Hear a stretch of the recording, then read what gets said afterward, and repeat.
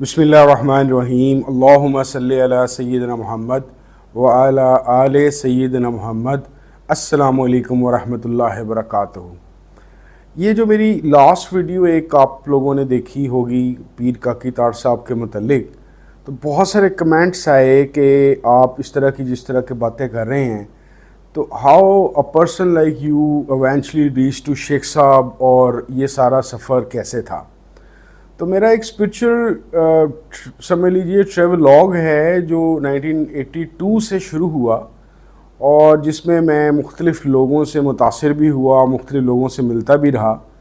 तो मैंने सोचा कि मैं कुछ उन चीदा शख्सियात के मुतल्लिक अपने एक्सपीरियंसेस आपके साथ शेयर करूं, so that I can eventually present कि मैं शेख साहब का मुरीद क्यों हो गया या कैसे हो गया। तो आज मैं बात करना चाहूँगा वासिफ़ अली वासिफ़ साहब के मुतल्लिक, लेकिन वासिफ़ साहब से बात करने से पहले कि मैं कैसे और क्यों पहुँचा, क्या हुआ मुझे, वो दो इवेंट्स आपके सामने रखते हैं। एक तो 1982 या 83 के अंदर जब मैं शायद 6ठी-7वीं क्लास में था, तो मैंने एक फ़िल्म देखी हरे रामा हरे कृष्णा। ये देवानंद और ज़ीनत अमान की फ़िल्म थी, जिसके अंदर पहली दफ़ा मुझे पता चला कि दुनिया में कोई मखलूक हिप्पी भी मौजूद हैं। और फिर थोड़ा सा क्योंकि मैं किताबें रसाले वगैरह उर्दू बाज़ार जा इधर उधर जा के उससे मुझे आदत है, तो मैंने उसके मुतालिक पढ़ा तो पता चला कि जी ये 1960s की एक चीज़ शुरू हुई है हिप्पी कल्चर की। मुख्तसरन ये वो ऐसे लोग हैं कि जो किसी रूल एंड रेगुलेशंस या सोशल नॉर्म्स को नहीं मानते, बल्कि अपनी ज़िंदगी में मस्त रहते हैं। चाहे नशा करने को दिल चाहे तो नशा कर लेते हैं, सेक्स लव इसी के अंदर अपनी ज़िंदगी गर्क रखते हैं, कहीं घर वर भी बनाते हैं। और ये खाना बदोशों की तरह, बल्कि खाना बदोश ही होते हैं, ये ट्रैवल करते रहते हैं। तो एक तो ये चीज़ कि दुनिया में कोई ऐसे लोग मौजूद हैं जो नो रूल्स इन लाइफ को मानते हैं, ये 7वीं-8वीं में मेरे दिमाग में जाके स्टोर हो गया।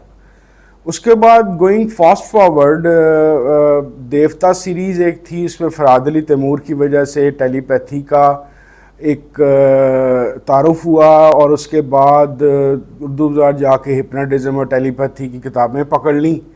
और मेरे ख्याल के मुताबिक मेरी लाइफ में जो सबसे बड़ा इम्पैक्ट है, जो अब पिछले 10 साल में जाके न्यूरो साइंसिस के अंदर कन्वर्ट हुआ, इसकी जो बेस है ये वही हिप्नोटिज़म और टेलीपैथी की किताबें हैं।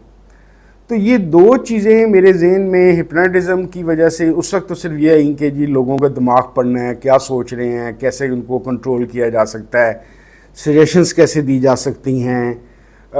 तो इस दो चीज़ों का एक लकीली या एक किस्मत में था या क्या था, मिड 80s के अंदर मेरे ख्याल में 9वीं-10वीं में 1985-86 में एक शख्सियत से मैं मुतारिफ़ हुआ, जिसको अब तो लोग ज़्यादा पता नहीं क्यों ओशो कहते हैं, हमारे उस ज़माने में भगवान गुरु रजनीश ही कहते थे। और इसकी किताबें वगैरह अमेरिका समेत यूरोप में, पाकिस्तान, इंडिया में हर जगह बैन थी। इसकी कैसेट्स भी बैन थी। मुझे बस पीसीस में इसके मतलब ये पता चला कि जिस तरह से एक भगवान गुरु रजनीश नाम की शख्सियत है। जब मुझे पता चला तो at that time he was settled in US।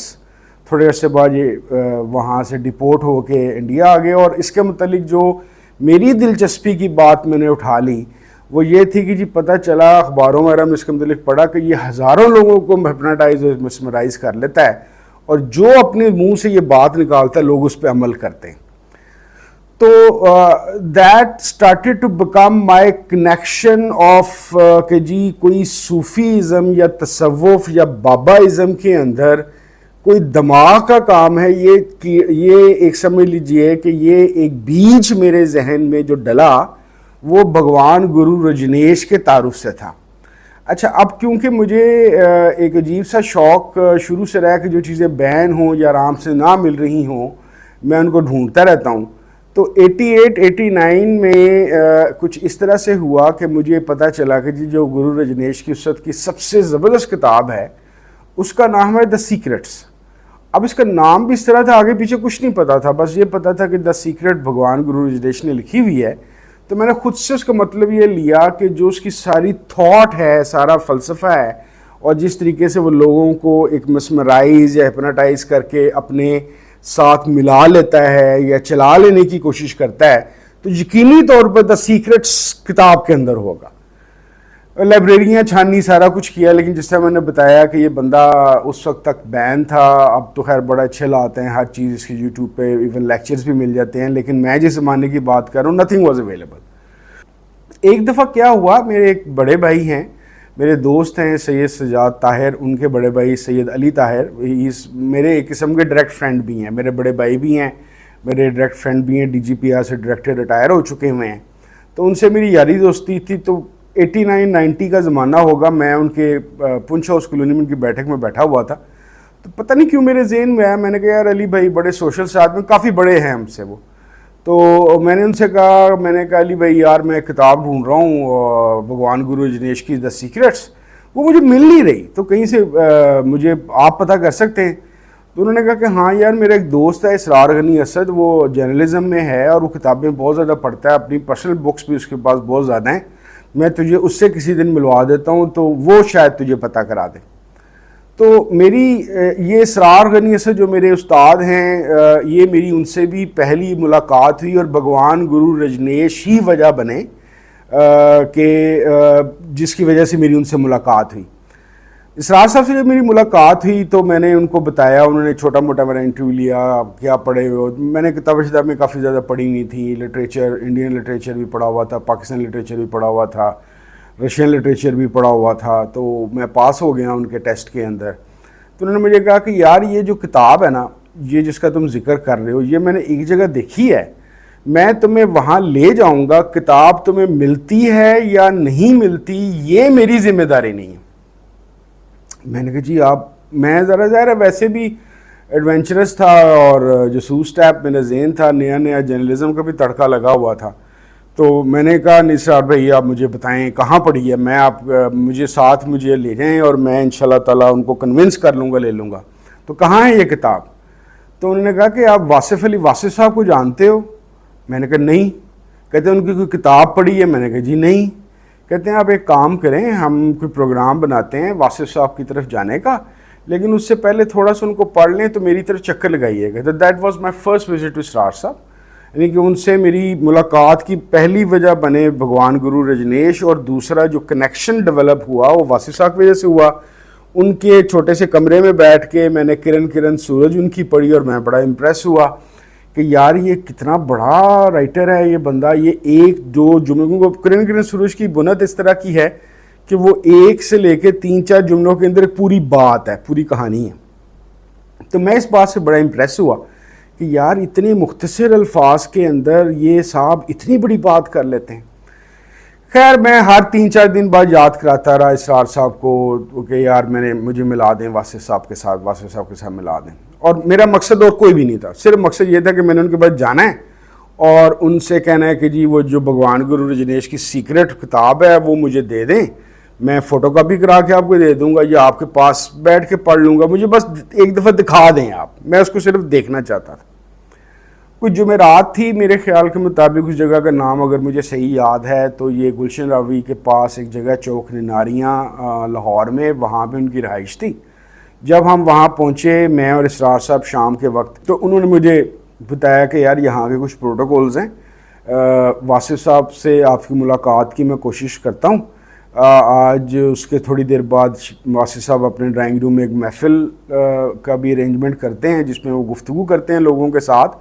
لیکن اگر آپ کو آج پہلی دفعہ جگہ مل بھی گئی اس محفل میں تو پروٹوکولز یہ ہیں کہ پہلی 2-3 محافل اٹینڈ کرتے ہوئے آپ نے کوئی سوال نہیں پوچھنا, آپ صرف سنیں گے. تو مجھے تھوڑا سا انکمفرٹیبل سا میں ہوا کہ یار یہ کون سی جگہ ہے کہ جہاں پہ میں گھر پہ آیا ہوں. پہلی بات تو یہ ہے کہ ملاقات ہوتی یا نہیں ہوتی اس کی کنفرمیشن نہیں ہے, یا جو ان سے ہے جب میں اندر جا کے بیٹھوں گا بھی تو میں کوئی سوال نہیں پوچھ سکتا. بہرحال سم ہاؤ اس طرح ہوا کہ اسرار صاحب نے میسیج بھیجا, اپنا نام بھیجا اور ساتھ میرے بھیجا کہ میرے ایک دوست آئے ہوئے ہیں واصف صاحب سے ملنا چاہتے ہیں. میں اندر گیا, that was my first meeting with Wasif صاحب. تو واصف صاحب اندر ایک چھوٹے سے کمرے میں تشریف فرما تھے اور ایک ٹیبل ان کے پاس چھوٹی سی پڑی تھی, کرسی پہ بیٹھے ہوئے تھے, اور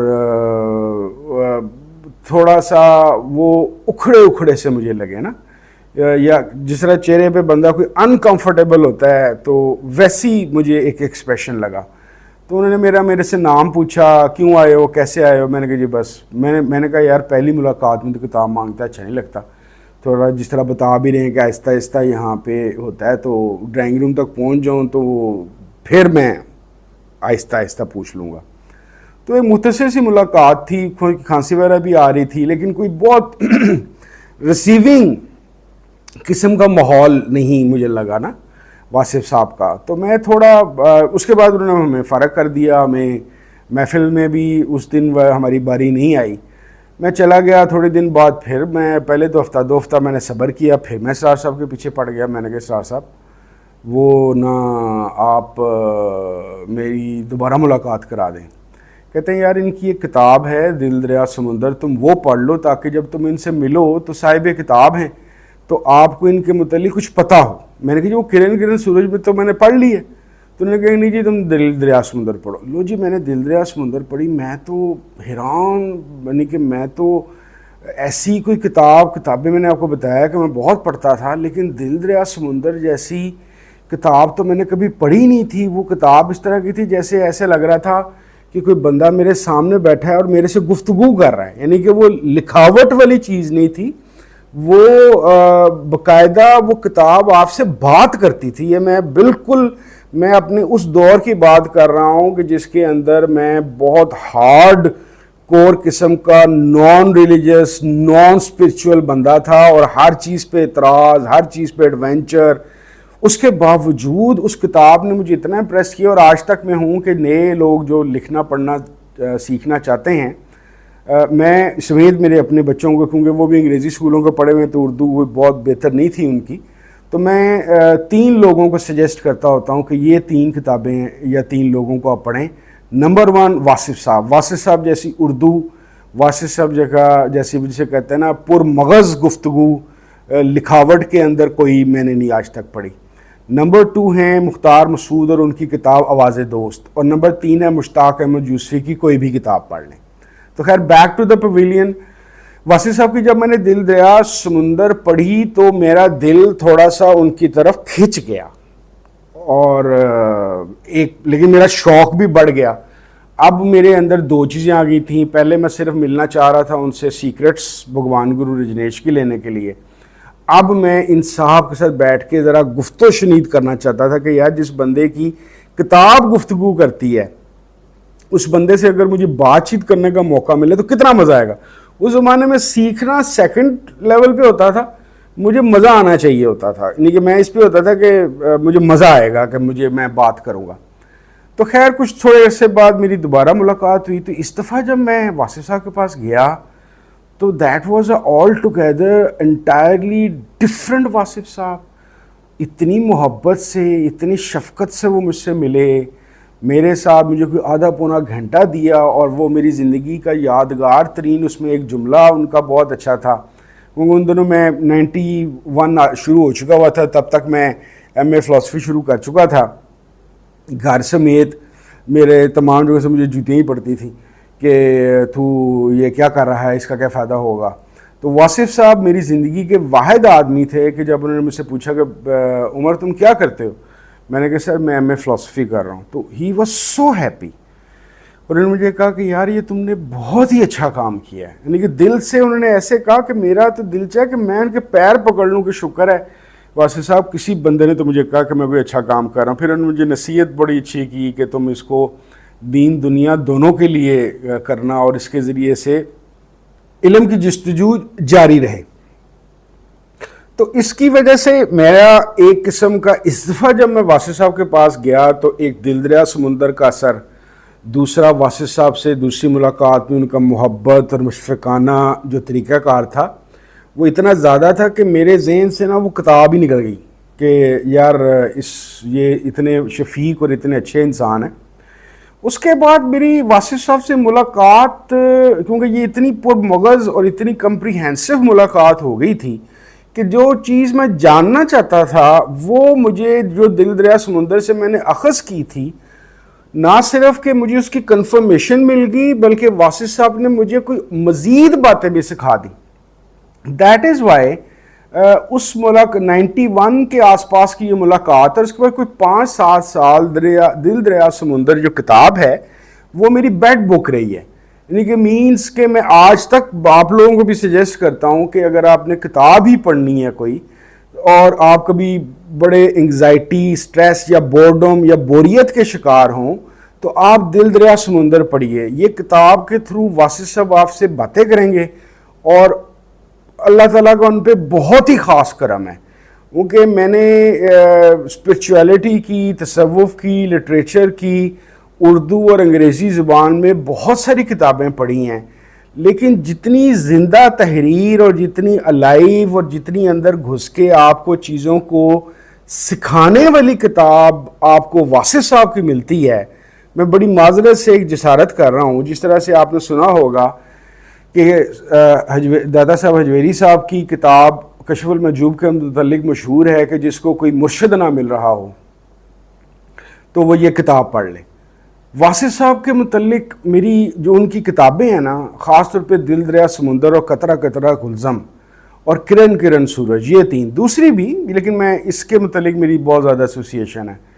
جس کی زندگی میں کوئی دوست نہ ہو اور بوریت ہو اور بعض دفعہ اس کو کسی دنیاوی کام کی بھی کسی ٹینشن یا سٹریس سے نکلنے کے لیے کوئی وے آؤٹ چاہیے ہو اور اس کو کوئی سجیسٹ کرنے والا یا مشورہ دینے والا نہ مل رہا ہو تو بھائی جان آپ لوگ دل دریا سمندر پڑھیں. واصف صاحب will talk with you. Wasif صاحب آپ سے دوستی کریں گے، آپ کو سمجھائیں گے، آپ کو راستوں کا بتائیں گے. باقی چوز کرنا نہ کرنا آپ کا کام ہے. تو میرے لیے واصف صاحب کی جو شخصیت ہے، کیوں میں نے ان کی ایک تو خیر ظاہر ہے جن میں نے عرض کی کہ جن لوگوں سے میں ملتا رہا ہوں ان کے متعلق میں بات کرنا چاہتا ہوں.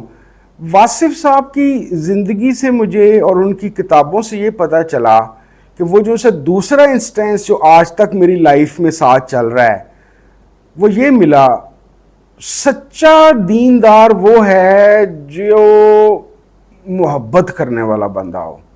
یہ پہلی دفعہ نا میں نے دل دریا سمندر میں پڑھا تھا اور مجھے ایسا لگا تھا کہ یہ بٹھا کے نا بچوں کی طرح واصف صاحب نے مجھے سمجھایا تھا کہ بیٹا جی، وہ جو سے ایک جملہ بڑا مشہور ہے، الفاظ کی کمی بیشی میں معافی چاہتا ہوں، کہ فقیری آغاز، وہ اس طرح کا مفہوم بنتا ہے کہ بے ضرر ہونے سے آغاز ہوتا ہے فقیری کا اور اس کی جو انتہا ہے آپ فائدہ مند بن جاتے ہیں.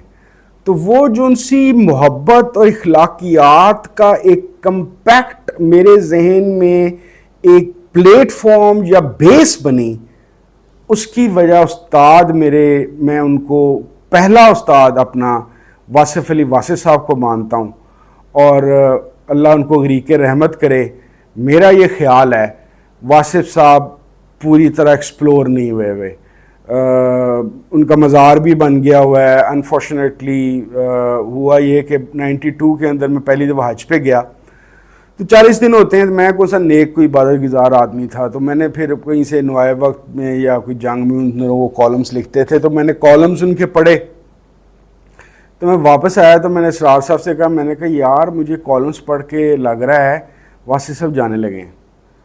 تو کہتے کیوں؟ میں نے کہا یار وہ کچھ ایسی باتیں کر رہے ہیں جیسے بندہ جاتے دفعہ آخری نصیحتیں یا نہیں کر رہا ہوتا کہ یوں کر لینا، یوں کر لینا، یوں کر لینا.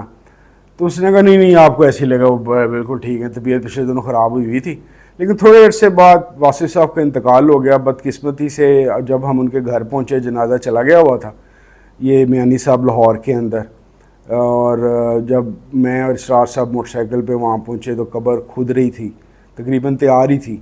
تو وہاں ان کی تدفین ہوئی. وہاں پہ اب ان کا مزار بھی ہے. مزار تو میں کبھی نہیں گیا، وہ ایک علیحدہ سائنس ہے، میں کبھی آپ کو بتانے کی کوشش کروں گا. واصف صاحب کے بعد یعنی کہ یہ اخلاقی، جس طرح میں نے آپ کو بتایا کہ مائنڈ سائنسز گرو رجنیش اور ہپناٹزم ٹیلیپیتھی سے آئیں. اخلاقیات کا پہلا جو پلیٹ فارم تھا کہ دین اخلاقیات سے ریلیٹڈ ہو سکتا ہے وہ واصف صاحب آئے. اس کے بعد میں پہنچا بابوں کی نگری کے اندر ممتاز مفتی کے پاس. اس پہ میں آئندہ آپ کو کبھی کوئی ایپیسوڈ میں بتاؤں گا. بہت شکریہ. السلام علیکم ورحمۃ اللہ وبرکاتہ.